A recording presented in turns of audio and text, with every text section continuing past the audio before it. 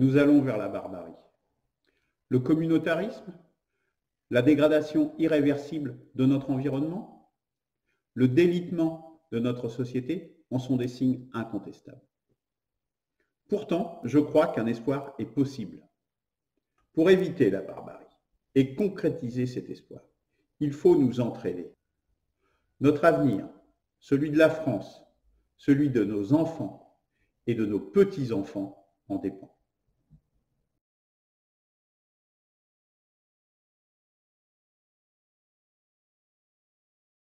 Donc, bonsoir à tous. Voilà donc ce que je disais dans un appel lançant l'initiative Un président pour la 6ème République. Cette pandémie est révélatrice d'une étape sur le chemin de cette barbarie dont je parle si souvent. Donc bonjour à tous, j'espère que vous allez bien, que vous êtes confinés et que vous n'êtes pas malade, ou que si vous êtes malade, vous n'êtes pas trop gravement atteint. Donc j'ai choisi de consacrer cette initiative, cette session des mercredis de l'espoir sur ce que révèle cette pandémie. Avant cela, je vais essayer de moins dire « eux », puisqu'on m'a fait remarquer que je disais un peu trop souvent « eux ». Et pour dire en préambule, il y a des gens qui se rapprochent de l'initiative, un président pour la 6ème République, ce qui est très bien, on élargit le groupe et l'initiative, bon, qui ira crescendo. Il y en a d'autres qui s'en éloignent également, hein, qui nous croisent, je dirais. Et à ces gens-là, je voudrais dire un message, c'est que nos routes se croiseront encore, car je crains justement que la barbarie, lorsqu'elle se fera de plus en plus précise, de plus en plus pressante, de plus en plus impactante dans la réalité, et plus ressentie dans la réalité et dans la chair des gens, malheureusement, sans doute seront-ils plus sensibles au message que nous portons aujourd'hui. En fait, cette initiative, elle est là pour durer, elle est là pour réussir. Et elle doit être un phare, elle se pose comme un phare dans l'adversité qui vient, vers lequel vous pourrez vous guider à l'avenir, même si aujourd'hui, il y a plein de gens qui n'en voient pas forcément l'intérêt. Je pense qu'à l'avenir, ils vont de plus en plus s'apercevoir que c'est la planche de salut la plus pertinente. Donc, nous allons donc maintenant commencer cette session donc sur que révèle la pandémie du coronavirus Covid-19. Alors, tout d'abord, c'est ce que j'appelle le troisième choc. Nous allons voir tout cela en détail. Et ce troisième choc se caractérise par une propagation, d'abord très rapide, de cette pandémie. Elle débute le 17 novembre dans la ville de Wuhan, donc en Chine. Hein. Donc, le 13 janvier, le premier cas est découvert hors de Chine continentale. C'est déjà devenu une épidémie plus grande que la Chine. Le 30 janvier, l'OMS prononce l'état d'urgence international. Il n'est pas encore une pandémie, mais ça veut dire que ça ne va certainement pas tarder à l'être, c'est en voie de pouvoir le devenir. Le 25 février, les nouveaux cas déclarés mondiaux en dehors de Chine, donc dépassent ceux qui sont en Chine. Et le 11 mars, officiellement, l'OMS décrète que la pandémie de Covid-19 est là. Donc il a fallu 4 mois entre le début de cette épidémie, le premier cas, et la pandémie au niveau, c'est-à-dire une expansion au niveau de la planète entière de ce virus. Pour rappel, la grippe espagnole, dont on voit ici en incrustation les policiers à l'époque, hein, en 1918, le premier cas a été identifié en mars 1918 aux États-Unis. Et il a fallu 8 mois, donc selon les sources Wikipédia, donc le mois d'octobre 1918, pour que ce soit considéré comme une épidémie qui devient une pandémie. C'est-à-dire 8 mois, à une époque où bon, la mondialisation n'était pas la même que celle d'aujourd'hui, mais tout de même, il y avait la Première Guerre mondiale, il y avait du confinement, il y avait pas mal de mouvements de troupes, etc. Et le commerce mondial était déjà quand même bien développé, et puis il y avait les colonies à l'époque aussi. Donc à l'époque, déjà, ça avait donc quand même demandé 8 mois. Là, on a mis 2 fois moins de temps. Donc cela, dans ce troisième choc, quelles sont les sources de cette rapidité de diffusion? Premièrement, c'est la taille de la population est un facteur impactant sur la rapidité de population, de diffusion. Les épidémies, pour prendre un cas extrême, un cas aux limites, ne deviennent possibles qu'à partir du néolithique. C'est-à-dire qu'avant, la taille des groupes humains n'était pas assez importante pour qu'une épidémie puisse se propager ainsi. Donc épidémie, c'est on transmet en temps réel, je dirais, un virus d'une population à une autre. Donc la taille de la population influence la capacité et la vitesse de diffusion d'une épidémie. Donc, la taille de la population mondiale ne cesse d'augmenter. Elle croît même de façon exponentielle. Donc, mais nous y reviendrons dans un autre mercredi de l'espoir. L'urbanisation, parce que la taille de la population, c'est une chose, mais si chacun est sur une île déserte à 1 km, c'est un peu différent. Mais l'urbanisation crée une plus grande proximité entre les hommes. Il faut savoir qu'il y a un exode rural massif à l'échelle de la planète qui se déroule. Bon, on l'a connu en France dans le XXe siècle, mais il se généralise à la planète entière avec la mondialisation, hein, toujours, et dans l'espace et dans le temps. C'est-à-dire que les gens sont plus près, mais ils sont plus en même temps aussi. Par exemple, on peut penser au transport en commun, et à des centres commerciaux, etc., etc. Donc les gens sont plus ensemble, en même temps. Mondialisation en elle-même, puisque là, on a le déplacement des hommes et les échanges de marchandises. Donc, ce qui fait qu'une épidémie qui se déclare en Chine, bah, elle va être très rapidement propagée en Italie, aux États-Unis, etc.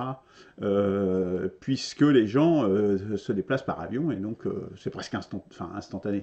En quelques heures, l'épidémie peut se diffuser. On notera à ce point de vue que, à contrario, que l'Afrique, qui est le continent le moins mondialisé, est celui pour lequel l'épidémie débute à peine, on peut dire. Et en fait, ce qu'il faut noter également sur un effet de la mondialisation, qui est là depuis quand même le 19e siècle, elle se multiplie en fait depuis le 19e siècle, et surtout depuis la fin du 19e siècle. Hein. C'est un petit peu ce que vous voyez à droite, là, au-dessus de moi, là, dans la projection, sur l'histoire des pandémies, qui montre qu'en fait, on a effectivement des pandémies qui se multiplient depuis le 19e siècle à cause de la mondialisation, et qui ne fait que s'accélérer depuis la période la plus récente de la mondialisation effective. Alors, est-ce que ça fonctionne bien? Parce que oui, ça a l'air de bien fonctionner. Je craignais que ça ne fonctionne pas très bien. Alors, en revanche, on a une mortalité qui est plus faible qu'auparavant, nettement plus faible qu'auparavant, ce en conséquence d'une meilleure hygiène générale de la santé, mais aussi une meilleure hygiène de vie, donc avec une prise en charge également des malades qui est meilleure que par le passé. Et puis une communication, c'est-à-dire que maintenant, par exemple pour le confinement, on voit qu'il y a les médias modernes permettent d'avertir la population très rapidement sur les délais de confinement, etc. etc. Donc ça impacte, donc on a plus d'épidémies et de pandémies. Cependant, leur impact est diminué par les meilleures conditions de vie générales, on va dire. Cependant, si on regarde, et justement, on pourra avoir les références sur le site, sur cette histoire des pandémies, mais vous pourrez le retrouver facilement, on on remarque une tendance qui semble se dessiner pour repartir à la hausse du nombre de morts sur les pandémies. Voilà. Troisième choc, cette rapidité de diffusion de la pandémie rend la réaction plus compliquée. Parce qu'on n'a pas le temps de trouver les remèdes. Donc les remèdes, les traitements ou les vaccins. Bon, là on a la chance peut-être d'avoir le traitement du professeur Raoult, mais voilà, c'est discuté, etc. Voilà, toute cette phase de débat, elle est hors que l'épidémie, elle est en ce moment. Donc c'est un peu, c'est assez délicat. Et des vaccins, on ne parle pas de vaccins avant un an. Hein, donc voilà. Donc, de plus, les pics d'épidémie sont rapprochés dans les différents pays. C'est-à-dire, c'est vraiment l'un derrière l'autre. Et donc, les ressources vont être difficiles à partager, puisque des ressources qui auraient pu être allouées et transportées d'un pays à l'autre, c'est pas possible, puisque le pays, on peut prendre la France et l'Allemagne, par exemple, ou l'Italie, les ressources qui étaient disponibles en France ou en Italie n'ont pas pu être déportées temporairement dans le pays voisin, puisque le pays lui-même en avait besoin. Après ça, il y a d'autres choses que ça révèle également, c'est une grande impréparation. Alors l'impréparation, il faut bien savoir que ce risque de pandémie est connu et identifié depuis très longtemps. Moi j'ai un certain âge maintenant, et ma médecin, lorsque j'avais une vingtaine ou une trentaine d'années, disait que ce qu'ils redoutaient le plus, les médecins, c'était justement ce genre de pandémie avec un nouveau virus qui sortent, qui soient mutants, et qui se diffusent rapidement dans la population et fassent beaucoup de morts. C'est ce qu'on vit aujourd'hui. Elle me disait ça il y a 25 ans, 30 ans, voire peut-être même 40 ans, vous voyez. Donc, c'est un risque parfaitement connu, parfaitement identifié par la médecine. Cependant, on a de moins en moins de matériel, moins de masques, moins de lits, moins d'appareils. Ce qu'on n'a pas, c'est moins d'infirmières, moins de matériel de personnel soignant, puisque là, j'ai mis par exemple le graphique en France des infirmières. En fait, ils progressent en fait depuis là sur les 10 dernières années. Donc ça, on ne peut pas dire ça, mais en termes de matériel et d'investissement matériel, en tout cas, c'est une diminution drastique. Enfin, importante. On va le voir dans la diapositive suivante. Et qui plus est, une production massivement hors de France. Par exemple, j'ai appris qu'il y avait une production de masques FFP2, qui semblerait même que c'était l'usine qui était à l'origine du FFP2 en Bretagne, qui a été fermée en 2018. Tout cela, c'est le résultat, en définitive, des politiques néolibérales qui tendent en fait à confier au secteur privé de plus en plus de responsabilités dans les domaines publics, comme la santé, et un retrait de l'État dans ses missions de santé publique et de réduction des coûts de l'État, etc. Et voilà. Donc, voici par exemple l'évolution du matériel médical dont je parlais précédemment. Donc, on voit le graphique du haut, là, c'est le nombre de lits d'hôpitaux en France pour 1000 habitants. Vous voyez, la décroissance, elle est drastique, quoi. Enfin, elle est continue depuis très très longtemps. Olivier Véran, bon, on va le citer, hein, qui est le nouveau ministre de la Santé, a précisé qu'après l'épidémie de grippe H1N1 de 2009-2010, il a été décidé que la France n'avait pas à faire de stock d'État des fameux masques FFP2. Rien que ça, quoi. C'est le masque principalement pour les soignants. Il n'y a donc pas de stock d'État de masques FFP2. C'est-à-dire qu'on sait qu'un risque majeur, c'est une épidémie importante comme ça, et de grippe ou de mutants, et l'État se désengage complètement de ça. Autre information, les masques FFP2 sont massivement importés de Chine, où les usines tournent évidemment au ralenti, puisque il y a le contre-coup de l'épidémie qui fait que l'économie tourne encore au ralenti en Chine et redémarre doucement. Autre élément, une crise plutôt subie que gérée, mais toujours avec un temps de retard. C'est-à-dire qu'on subit vraiment la crise et on a toujours un temps de retard. Par exemple, le confinement a été déclenché le 16 mars, mais personnellement, j'avais des informations. Et moi, dès le 12 mars, j'ai commencé le confinement. Et 4 jours avant. Le gouvernement français. Moi, je suis juste un citoyen comme un autre, qui se tient informé, certes, mais voilà. Pas de dépistage à grande échelle. Or que nous savons, c'est prouvé, hein, les courbes, vous pouvez aller vérifier sur Internet, comme la Corée, Hong Kong ou l'Allemagne d'ailleurs. La stratégie des pays, celle qui marche et qui jugule l'épidémie, ce sont les pays justement qui pratiquent le dépistage à une échelle, peut-être pas générale de la population, mais à grande échelle. Qui plus est, il y a des tergiversations sur la médication du professeur Raoult, donc l'hydroxychloroquine avec de l'azithromycine. Donc on n'en sort plus, alors que c'est quand même quelque chose qui apparaît très efficace. C'est une molécule qui est très connue, sur laquelle on a un grand retour d'expérience de plusieurs dizaines d'années. Donc on connaît les effets secondaires, les cas où il ne faut pas l'indiquer, etc. Et qui plus est, c'est un traitement qui est bon marché. Donc, qu'est-ce qu'on risque? Pourquoi s'en priver? Or que c'est quelque chose qui apparaît efficace, même si on n'est pas complètement certain de l'efficacité. On connaît les effets secondaires et les cas où il ne faut pas le prescrire, parce qu'il y a des cas où il ne faut pas le prescrire. Par exemple, moi, je suis dans un cas où il vaudrait mieux peut-être pas m'en prescrire. Enfin, voilà, je ne le ferai pas en automédication, c'est certain. Et c'est quelque chose de bon marché. Donc pourquoi se priver d'un remède comme ça? Et en l'utilisation en population déjà même ciblée, et qui plus est, si on fait du dépistage à plus grande échelle, ben, on pourra vraiment avoir des retours d'expérience très rapides.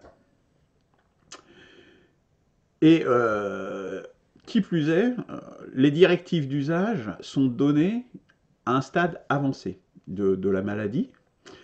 Et alors que le professeur Raoult dit il ne faut pas l'utiliser en stade avancé, et on le sait, enfin bon voilà, c'est un spécialiste, et d'autres spécialistes le disent également, que c'est quelque chose qui est efficace si on le prend justement en début de traitement pour éviter que le virus se diffuse trop dans l'organisme.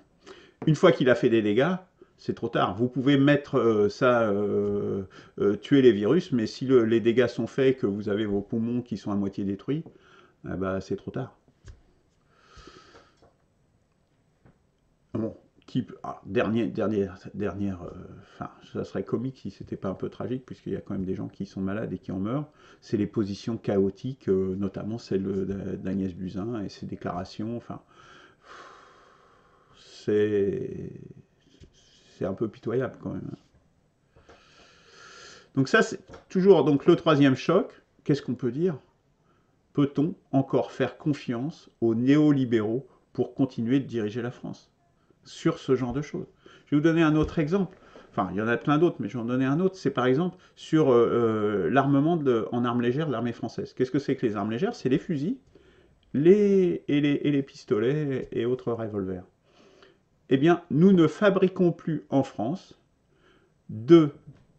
d'armes légères et de munitions pour ces armes légères. C'est-à-dire que les pistolets et les fusils, demain, s'il y a une guerre, on n'est plus capable de produire ces équipements quand même qui sont un petit peu importants, si vous avez un conflit majeur. Donc vous êtes obligé de commander à l'étranger. C'est-à-dire que vous êtes sous la coupe d'une puissance étrangère pour votre défense nationale. C'est-à-dire qu'on parlait des masques FSP2, on dit on n'en a pas besoin. Là, on va dépendre complètement pour les armes légères, qui sont quand même importantes pour toutes les armes, hein, que ce soit l'armée de l'air, la marine, ou et encore plus évidemment l'infanterie, l'armée de terre. Mais enfin, c'est hallucinant. Voilà où nous mène l'économie de marché à outrance et le tout marché et plus rien tout dirigé par une logique comptable. Voilà pour le troisième choc. Mais il y a eu un premier choc avant celui-ci, c'est la crise financière de 2007-2008. On voit, alors sur ces graphiques, ah oui, en plus j'ai mis un graphique. Effectivement, je m'en aperçois qu'avec l'incrustation, c'est un petit peu embêtant. On voit pas le dernier. Bon, c'est pas grave, puisqu'on a celui du milieu qui donne le PIB également, la croissance du PIB en volume, où on voit que bah, la crise de 2007-2008 a été vraiment marque un trou, on voit bien. On voit aussi que l'endettement des pays a été considérable à ce moment-là. Alors, pour en revenir à l'origine, quels sont les déclencheurs? Deux choses. Premièrement, ce qu'on a appelé la crise des crédits subprime, c'est-à-dire le non-remboursement par une partie des gens mais par des gens qui ne pouvaient pas rembourser de toute façon. On savait d'origine, c'était des gens pauvres, on leur a prêté de l'argent et c'était quasiment certain qu'au premier pépin, ces gens qui sont déjà à la limite de l'employabilité dans ce monde actuel, le moindre pépin, ils ne pourraient plus rembourser. Et massivement, ils n'ont pas pu rembourser. Et donc, ils se sont fait saisir leur maison. C'est-à-dire que c'était déjà des gens qui étaient pauvres, qu'on a plongé encore plus dans la misère. Bon, après, on s'étonne que... Enfin, après, il se plaît, il dit « Ah oui, on a des populistes qui arrivent au pouvoir, comme Trump, etc. » Mais attendez, les gens ne sont pas fous non plus. Hein. Si vous leur faites... si vous les traînez dans la misère et dans des conditions de vie affreuses, il y a des gens aux États-Unis qui vivent dans leur voiture, qui dorment dans la voiture, des gens âgés. Enfin, c'est hallucinant. Dans un pays qui est censé être le plus riche du monde. Deuxième déclencheur, la crise de liquidité. Donc les banques ne se font plus confiance et donc ne se prêtent plus d'argent entre elles. Donc ça s'est passé durant l'été 2008. C'est le deuxième déclencheur de la crise. Et du coup, il a fallu sauver les banques et sauver également de nombreuses entreprises. Et pour faire ça, bah, les États se sont endettés de façon massive. C'est la courbe que l'on voit à gauche, là. On voit effectivement que l'endettement de l'État, du coup, on a une croissance énorme ici, on le voit ici, hein, on a une croissance énorme de la dette de la France. Mais ça a été vrai pour les autres pays également. Donc, il y a de nombreux États qui ont été mis en difficulté très importante, la Grèce, tous les pays du Sud, mais l'Italie, l'Espagne, mais la France aussi. Hein. La France parce qu'elle est couplée à l'Allemagne, mais vous savez, sa situation n'est pas si bonne que ça, et ces courbes l'illustrent parfaitement. Et qui plus est, ça a débouché sur une économie stagnante depuis une dizaine d'années, notamment à cause d'un euro qui, au début, au moins de la décennie, était trop fort, surévalué par rapport à la réalité des économies de la zone euro, au moins des pays, ce qu'on appelle les pays du Sud, France, Espagne, Italie, etc. Le deuxième choc, ce sont les attentats de masse en 2015. Donc, il faut bien voir que ce sont les attentats les plus meurtriers en France depuis la Deuxième Guerre mondiale. Si on met à part la guerre d'Algérie avec ce qui s'est passé en Algérie, justement. Donc 130 morts, 413 blessés, donc 99 dans un état d'urgence absolue. État d'urgence pendant 2 ans, de 2015 à 2017. Et le choc, je dirais, le plus important, c'est que ce sont des Français et des Belges qui tuent d'autres Français. C'est-à-dire qu'on est dans une guerre fratricide. C'est-à-dire pas des gens qui viennent de l'étranger, des Libanais, des je ne sais quoi, qui viennent pour régler un compte parce que dans leur pays... Non, là ce sont des Français qui tuent d'autres Français. Et ça change tout et c'est très grave. C'est vraiment un choc, tant en nombre de victimes que sur le fondement et sur qui fait quoi. Alors, est-ce qu'on peut faire confiance, après ce qu'on a dit sur le coronavirus, ce qu'on a dit sur la crise financière, ce qu'on a dit sur les armes dont je vous parlais de l'armée française, peut-on faire confiance aux néolibéraux juste pour gagner du temps et en fait et mettre le tapis sur la poussière par rapport aux islamistes? C'est-à-dire qu'en fait, on se cache les yeux, on lève le tapis, et puis tant que ça marche comme ça, eh ben, on s'en fout, on ne va pas résoudre les problèmes de fond, on va juste mettre des emplâtres sur des jambes de bois, mais ça va ressortir, ça ressortira obligatoirement. C'est une politique de gribouille et de petites à très courte vue. Voilà pour les 3 premiers chocs, mais je suis désolé, mais je vous annonce qu'il va y avoir d'autres chocs et des chocs qui vont aller crescendo, malheureusement. C'est ce que j'appelle le chemin vers la barbarie. C'est pour ça que je vous ai passé en introduction ce que j'ai mis dans l'appel, puisque l'appel, malheureusement, est prémonitoire. Et donc, je vous annonce qu'il va y avoir une crise économique et une crise financière très importante, d'un niveau très important.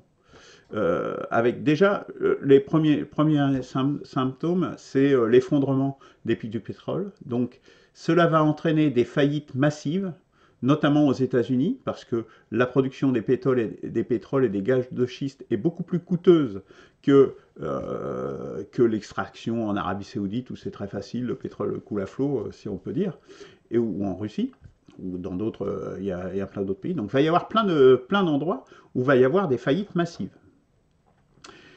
Il va y avoir donc chute des revenus des producteurs et de toute la chaîne de valeur autour du pétrole, hein, parce qu'il n'y a pas que les pétroliers, il y a aussi les banques qui leur prêtent de l'argent, les financeurs divers et variés, toute la logistique et tout cet écosystème économique autour de ces revenus du pétrole.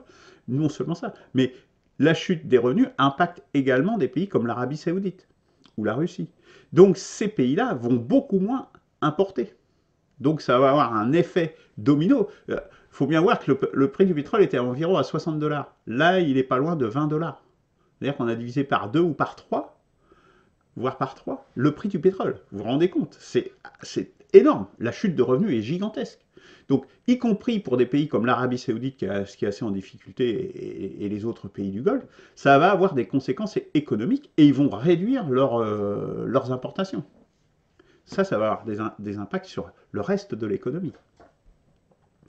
Donc, il va y avoir des faillites en cascade, également par perte de chiffre d'affaires, parce que là, on parle du pétrole, mais il n'y a pas que le pétrole, puisqu'il y aura des entreprises en France et dans le monde entier qui, suite à ce choc et à cette fermeture pendant plusieurs semaines de leur activité, ne pourront pas résister.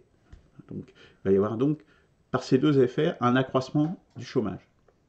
Et donc, une spirale de la récession qui va s'engager. Les prévisions actuellement, c'est... après on peut discuter, les prévisions sont toujours discutables, mais en gros, on est à un impact double.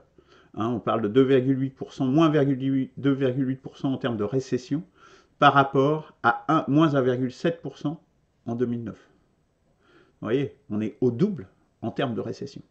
Vous voyez la crise de 2009 qui a été quand même costaud. Celle-là, on dit, avec les prévisions, c'est que ça soit le double de celle-là. Vous voyez? Tout cela qui s'ajoute sur une situation économique qui était déjà très critique. Puisque bon, il y a plein d'économistes, hein, je pourrais citer Olivier Delamarche ou Jacques Sapir, qui déjà depuis plusieurs mois, voire quelques années, disaient la situation économique ne peut pas durer comme ça. Parce qu'il y a des fondamentaux qui ne sont pas respectés et on va vers un crack important. Donc il va y avoir des défauts de paiement.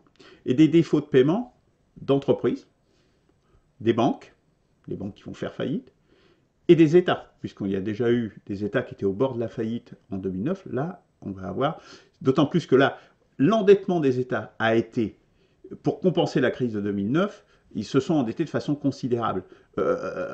Pour beaucoup d'États, c'est un fusil à un coup. C'est-à-dire qu'après, s'ils se endettent de plus plus personne ne voudra leur prêter, puisque on va dire, mais vous n'arriverez jamais à rembourser. C'est le cas de la Grèce, où enfin, bon, ça mériterait une émission en tant que telle, mais le cas de la Grèce est symptomatique à cet égard.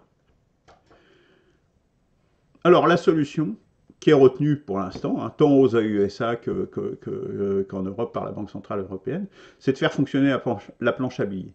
Donc la planche à billets, 2000 milliards de dollars aux USA, hein, c'est-à-dire on met 10% de la dette qui est déjà à 20 000 milliards, plus de 20 000 milliards, je ne sais pas le dernier chiffre, mais enfin, bon, peut-être même 25 000 milliards, enfin, on est à des montants absolument inimaginables. Hein. Enfin, moi, je ne sais pas si vous arrivez à imaginer ces montants, mais c'est de la folie pure. Donc ça va finir par se traduire dans l'économie réelle par une inflation importante. Donc, qu'est-ce que ça veut dire? Ça veut dire qu'on va rembourser la dette en monnaie de singe. C'est-à-dire que on va émettre du billet, du papier, du papier, du papier, du papier. Mais en fait, ce papier, la contre-valeur dans l'économie réelle, va baisser de plus en plus. C'est ce qui se fait, hein, c'est les crises d'emballement de l'inflation qui sont connues, qui ont été connues notamment en 29. Et d'ailleurs, si on peut faire référence à la crise de 29 où il y a eu des suicides de nombreux capitalistes hein, qui se sont, eh bien, on a eu le suicide là hier ou avant-hier du ministre des Finances de Hesse en Allemagne, qui était très préoccupé justement par la situation économique. Ministre des Finances de Hesse, c'est un Länder allemand. Voilà. Voilà, donc moi je vous dis, ça traîne. Donc ça, c'est crise économique, crise financière importante. Donc ça, c'est un chemin vers la barbarie. Parce que qu'est-ce qui va se passer? Il va y avoir une misère accrue, un appauvrissement important des populations dans plein de pays. Et doublé à ça, un sentiment d'impuissance. On voit bien en France le mouvement des Gilets jaunes, mais qui n'est pas que français, puisqu'il est démarré en France, donc ce qui montre l'influence de la France encore, de son image dans le monde, puisque ce mouvement des Gilets jaunes a été repris dans différents endroits. Mais il traduit aussi, puisqu'il ne se traduit pas politiquement, c'est le sens aussi de cette initiative d'un président pour la 6ème République, par un sentiment d'impuissance. Donc il n'y a pas de débouché. Donc misère accrue, pauvreté accrue, sentiment d'impuissance, pas de débouché politique de l'autre côté, on risque d'aller vers des explosions de violence. Très, très sérieuses. Puisque les impasses politiques, elles sont bouchées. Il n'y a plus de débouchés politiques. Avant, il y avait le socialisme, il y avait le communisme, il y avait de l'autre côté, il y avait le fascisme dans les années 30. Hein, mais toutes ces idéologies sont disqualifiées. Toutes. Aucune ne présente aujourd'hui une perspective. Qui se revendique communiste? Quelques-uns, mais vous croyez que vous allez faire adhérer les gens derrière le communisme ou le socialisme? Vous allez faire adhérer les gens derrière le fascisme comme à l'époque de Mussolini? Non, on le voit bien aujourd'hui. C'est impossible. Toutes ces idéologies alternatives, quoi qu'on pense du fond de l'idéologie, elles sont disqualifiées. Donc, il n'y a pas d'idéologie. Donc c'est une impasse politique. Mais non seulement ça, mais l'impasse politique s'applique aussi à nos gouvernants, aux néolibéraux, qui sont eux aussi dans l'impasse. Puisque, on le voit bien, il y a un échec de l'Union européenne. Là, avec la crise économique, moi je donne pas cher de la zone euro, mais on voit avec le Brexit, avec le manque de solidarité lors de cette épidémie, les difficultés à construire des choses, l'Allemagne qui reprend ses billes, et puis, voilà.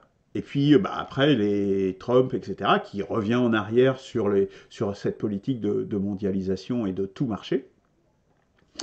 Les néolibéraux, eux aussi, sont dans l'impasse. Donc il y a une impasse politique qui est totale. Donc, est-ce qu'on peut faire confiance aux néolibéraux pour apaiser ceux qui sont au pouvoir, pour apaiser ou amortir le choc? Moi, je crois plutôt que s'il y a des mouvements de violence, et on l'a vu avec les Gilets jaunes, il y aura une répression sévère. Une répression très sévère, sanglante. Et je vais vous dire une chose, Macron n'attend que cela, pour casser toutes les résistances qui restent dans les pays et faire des sales coups. Il a déjà fait, même au cœur de l'épidémie de coronavirus, puisqu'il a déjà suspendu tout un tas de règles dans le Code du travail jusqu'à la fin de l'année. C'est-à-dire que là, il aurait pu dire, pour 3 mois, non, c'est jusqu'à la fin 2020. Et aussi la fermeture des marchés ouverts. C'est-à-dire qu'on peut aller dans un supermarché, mais dans un marché ouvert qui me semble quand même plus facile d'être espacé avec pas de climatisation ou de choses comme ça qui vont faire que l'air reste confiné, ça, on les marche. Donc, pour faire profiter effectivement les plus gros trusts plutôt que les petits producteurs et les petits commerçants locaux. Vous voyez? Donc, sur tous les fronts, ils n'attendent que ça, en fait. Et on l'a bien vu, ils sont prêts à réprimer très fort. Ce qui se passe au Chili en est aussi une illustration. Tout cela nous mène à la barbarie.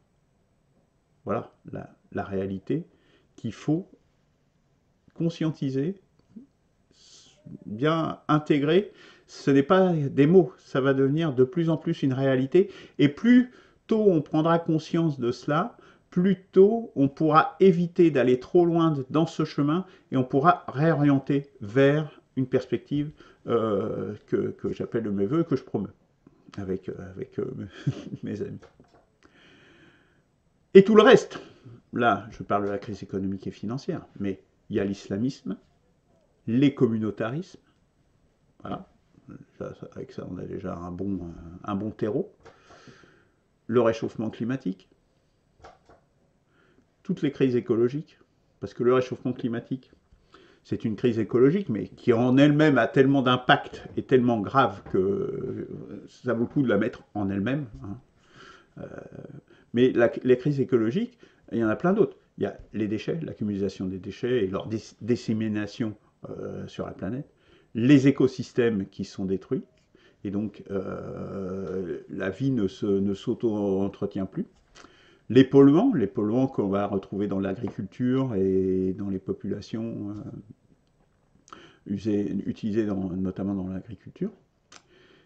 Et puis l'extinction des espèces. On parle de la 6e extinction à cause des activités humaines. Et en particulier, pas tellement par les polluants ou la pollution, mais plus simplement par le fait d'exister et d'occuper la place et de prendre la place des animaux sauvages. Perte de la nation, c'est-à-dire quelque chose qui unit le peuple, et qui fait qu'il fait peuple et qu'il se sent bien ensemble et qu'il accepte de vivre ensemble, de partager. Dans une démocratie, c'est très important d'accepter ce qu'on appelle la défaite. C'est-à-dire ce qui fait que quelqu'un qui est dans l'opposition accepte la défaite, c'est qu'il a le sentiment que tout le monde, au final, fait partie du même peuple et travaille et va dans le même sens au final. Il y a quand même un intérêt général. Vous croyez qu'on a ça aujourd'hui, avec l'individualisme notamment des métropoles. Et là, on voit bien les limites aussi du néolibéralisme, puisque les citadins, les cœurs de ville qui constituent le cœur de la Macronie, là, il y en a beaucoup qui ont bien été contents de se retourner vers le pays profond pour aller se confiner à la campagne, pour ceux qui le pouvaient. Mais vous savez, la fuite, c'est pas une solution à long terme. Ça, limite, on ne peut pas fuir éternellement. Il y a également donc la désindustrialisation.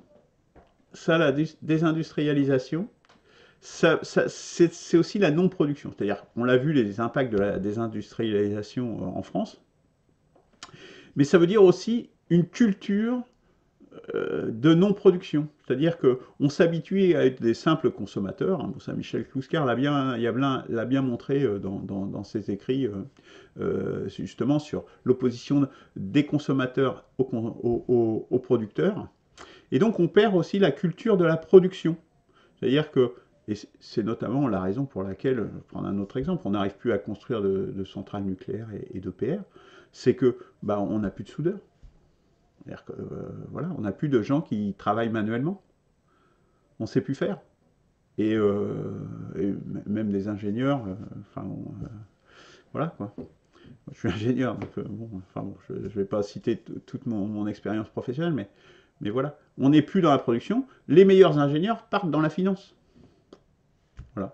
Et on ne forme plus d'ouvriers, de gens qui savent souder, qui savent faire de la chaudronnerie, etc. Un exemple, les gens qui assemblent les bateaux à Saint-Nazaire, etc., ce sont massivement de la main-d'œuvre étrangère qui vient notamment des pays de l'Est, parce que là-bas, on forme toujours des gens qui travaillent manuellement et qui savent travailler, donc qui savent produire. La désindustrialisation, au-delà de simplement une perte d'industrie et donc de capacité de production, c'est aussi une perte sociale de cette capacité à produire et d'être un producteur, c'est-à-dire un homme ou une femme qui fait quelque chose d'utile et de valorisable, de matériel, de concret pour la société. Autre point encore, ce que j'appelle les refuges des capitalistes, c'est-à-dire que eux, ils fuient, hein. Ils prévoient la fuite, hein. Il y a une étude du MIT, mais il y aura une émission, peut-être des mercredis de l'espoir à ce sujet-là également. En fait, ils achètent des terrains dans les endroits où ils espèrent où ils pensent que les effets du réchauffement climatique seront moindres, seront même éventuellement positifs. Donc ils achètent massivement des terrains en Scandinavie et en Nouvelle-Zélande pour créer des zones un peu des camps où ils seront entre eux et ils pourront vivre autour dans des camps avec des barbelés autour, isolés de la population. Voilà ce que font les capitalistes aujourd'hui. Il faut le savoir. Ça aussi, ça mène à la barbarie.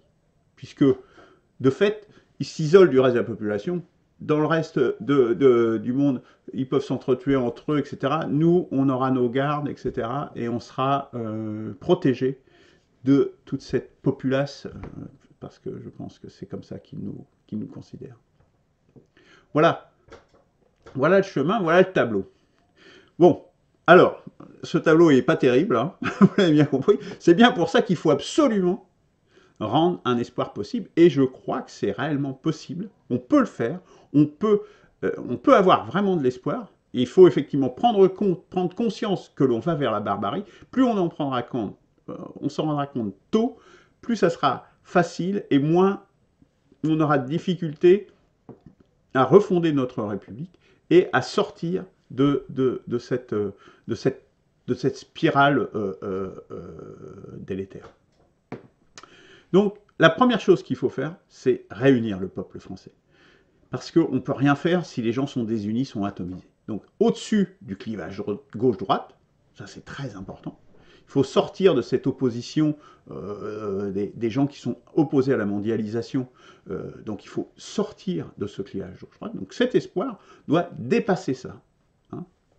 Donc, ça veut dire qu'il faut qu'il soit patriotique, bien entendu, parce que la nation, c'est le cœur de notre peuple, c'est ce qui fait qu'on accepte et que l'on vit ensemble, et c'est aussi le lieu de la démocratie. C'est là où la démocratie vit. Il y a la commune, mais à la commune, on a d'autres responsabilités, ou à l'échelle du département, ou des choses comme ça, mais on n'a pas la responsabilité de la politique globale. L'endroit où se joue essentiellement la politique, c'est au niveau de la nation.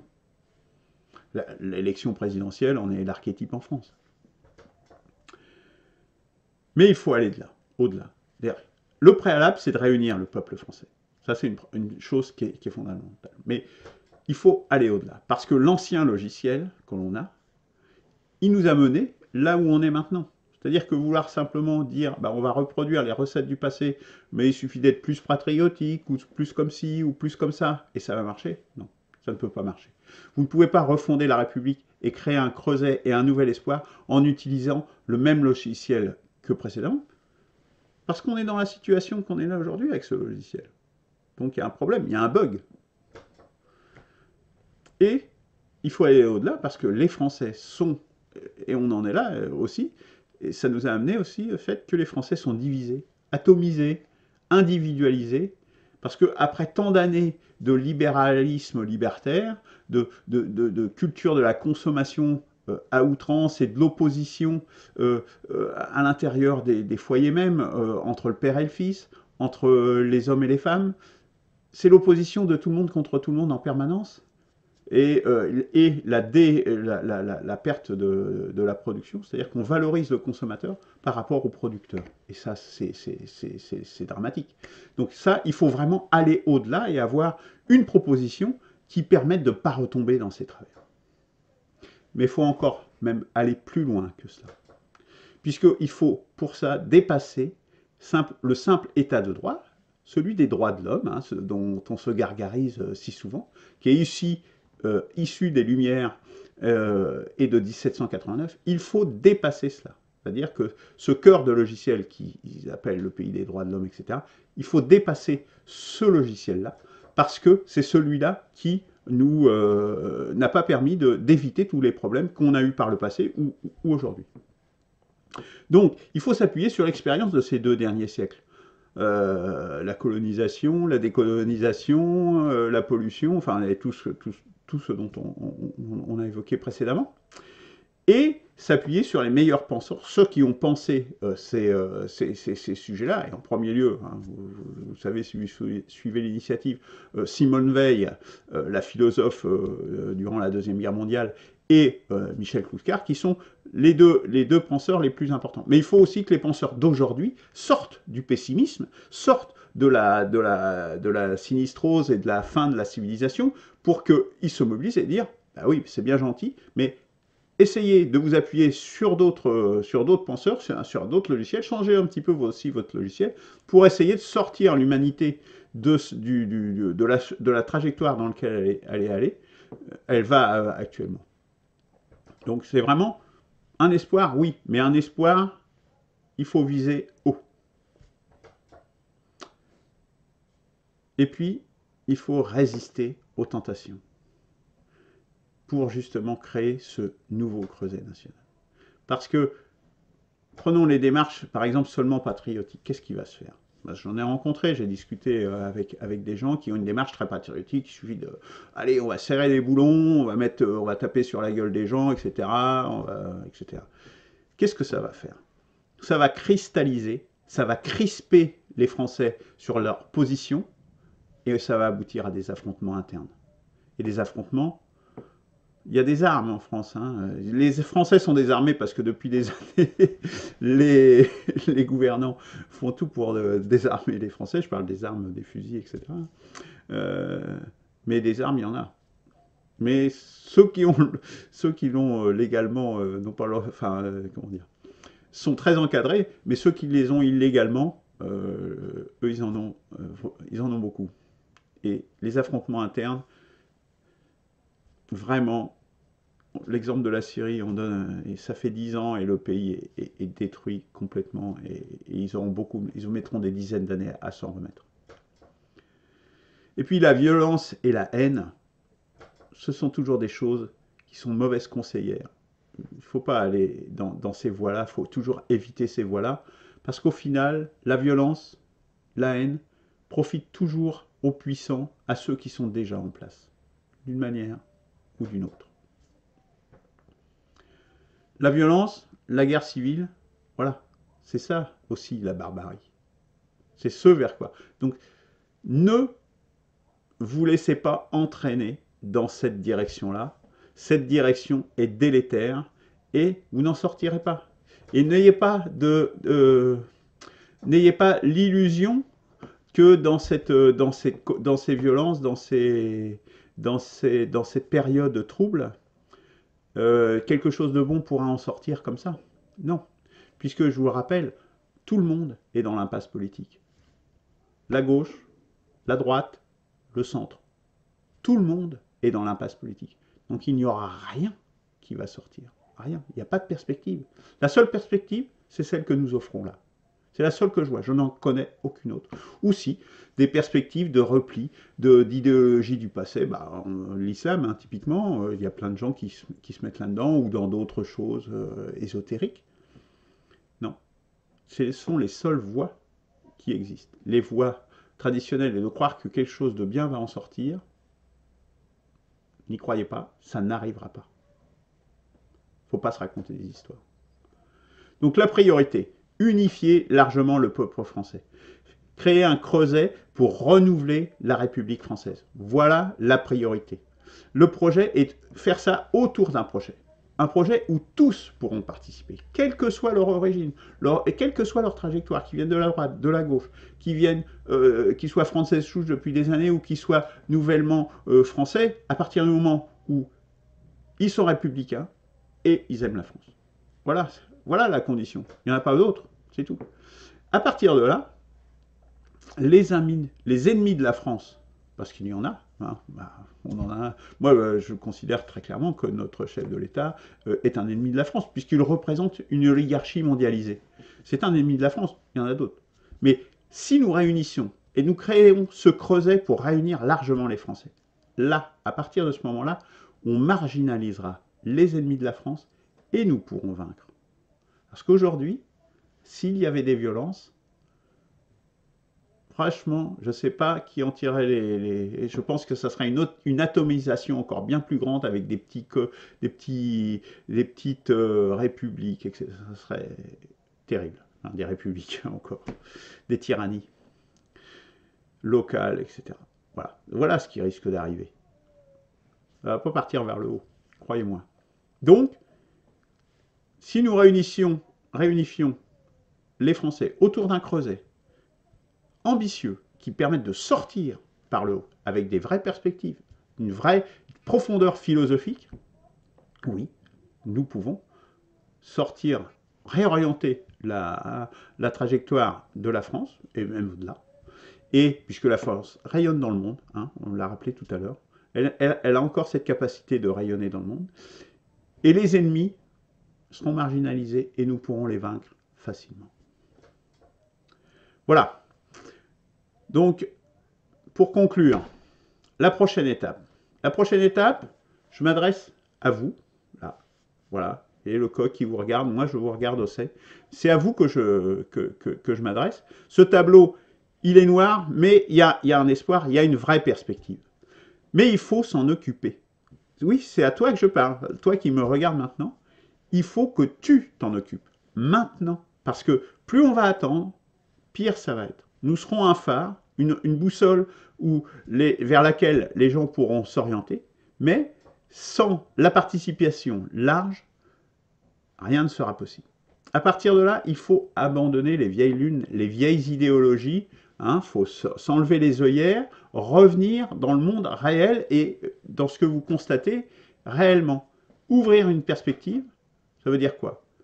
Une 6e République fondée sur de nouvelles bases. Donc voilà, on tourne la page des droits de l'homme, qui a donné des effets positifs, hein, on ne peut pas dire, hein, il y a eu beaucoup d'effets positifs.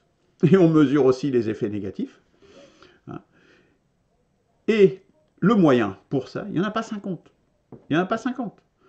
Le seul moyen, c'est un président dont ce sera le seul mandat de mettre en œuvre cette 6e République. Les autres, c'est illusoire. Vous pouvez vous raconter des histoires, mais la réalité va vous rattraper et soit vous basculerez vers la violence, soit vous rejoindrez cette initiative. Il n'y en a pas d'autre. Plus on attend, pire c'est. 2022, c'est la dernière échéance. Après, on va s'enfoncer. Il faut y réfléchir et arrêter vraiment de se raconter des vieilles lunes, les vieilles idéologies sont mortes. Elles sont mortes. Alors, quelles sont les actions concrètes?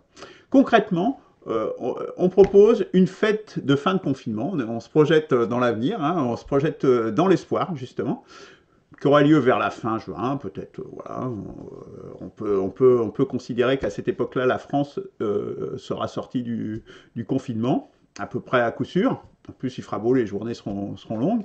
Donc la fête de la fin de confinement, plutôt que des affrontements, c'est un pique-nique citoyen et républicain, donc un P6R, comme un président pour la 6e République, donc vers la fin juin. Voilà ce que nous vous proposons en perspective, ça, de poser ça, et de positiver, et de s'inscrire dans cette démarche positive, plutôt que dans une démarche destructive. Voilà. Je vous laisse lire la dernière ligne. Pour participer, vous le savez, hein, c'est toujours la même chose. Il y a la vidéo Les Actions qui est disponible sur YouTube, sur Facebook. Voilà, c'est peut-être plus facile sur YouTube, ou de rentrer par le site 1p6r.org. Donc, il y a toutes les actions, il y a le mail, etc. Faites-vous connaître. Et plus on sera nombreux, plus vite on ira vers une solution. Voilà. Donc, ne vous faites aucune illusion, ne vous racontez pas à vous-même de fausses berceuses. Il n'y a pas 36 chemins, il n'y a que 2 chemins. L'espoir de la 6e République ou bien l'entraînement dans la spirale de la décadence et de la barbarie. Donc maintenant, il faut agir. Les fondements de la 6e République sont posés. On ne va pas mettre ça en débat pendant 50 ans. Vous pouvez redevenir un citoyen actif en participant maintenant au débat, justement. L'Assemblée constituante, c'est maintenant.